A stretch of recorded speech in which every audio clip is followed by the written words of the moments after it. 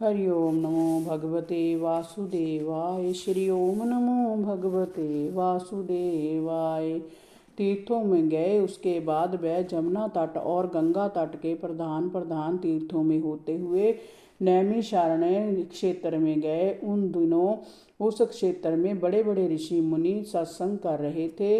उन्होंने बलराम जी को आया देख उठकर उनका हार्दिक स्वागत किया। जब वह बैठ गए तो उन्होंने देखा कि व्यास जी के शिष्य रोमहर्ष व्यास गद्दी पर बैठे हुए हैं। रोमहर्षण जीसूत जाति में उत्पन्न हुए थे, फिर भी वह श्रेष्ठ ब्राह्मणों के उससे ऊंचे आसन पर विराजमान थे।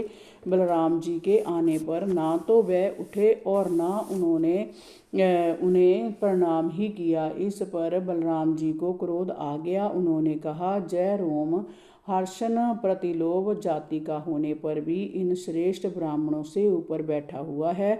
जय दुर्बुद्धि मृत्यु दंड का पात्र है। जय ना तो विनय है ना इसे सदाचार का ज्ञान है। जय उदंड व्यर्थ का पंडित होने का स्वांग कर रहा है। धर्म चिन्ह धारण करके भी जो धर्म का पालन नहीं करते वे अधम हैं, पापी हैं। यद्यपि बलराम जी तीर्थ यात्रा के समय किसी का वध करना नहीं चाहते थे, किंतु उन्होंने अपने हाथ की कुशा उसके ऊपर फेंक दी।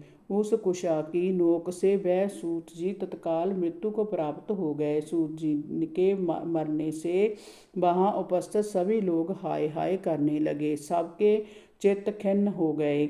उन्होंने बलराम जी से कहा, प्रभु आपने जय बड़ा अधर्म किया।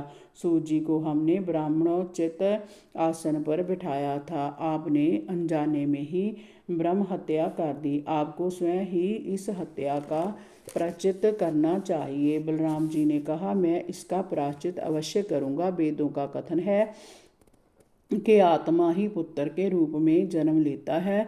मैं अपने योग बल से रोमहर्ष के स्थान पर इनका पुत्र जहाँ उपस्थित करूँगा, वहीं आपको पुराणों की कथा सुनाएगा। उसे मैं अपनी शक्ति से दीर्घायु और बल प्रदान करता हूँ। इस प्रकार सूत जी के पुत्र को वहाँ प्रतिष्ठित करके बलराम जी ने उनकी दूसरी इच्छा पूछी तो उन्होंने कहा, सौम्य आप इलबल के पुत्र बल्लबल नाम के भयानक दानव को मार डालिए, क्योंकि वह प्राय हमारे सत्संग को पीव और मलमूत्र से दूषित कर देता है। उसे मारकर आप तीर्थों में स्नान करते हुए 1 वर्ष तक भारतवर्ष की परिक्रमा करें, उससे आपकी शुद्धि हो जाएगी। हरि ओम नमो भगवते वासुदेवाय। श्री ओम नमो भगवते वासुदेवाय।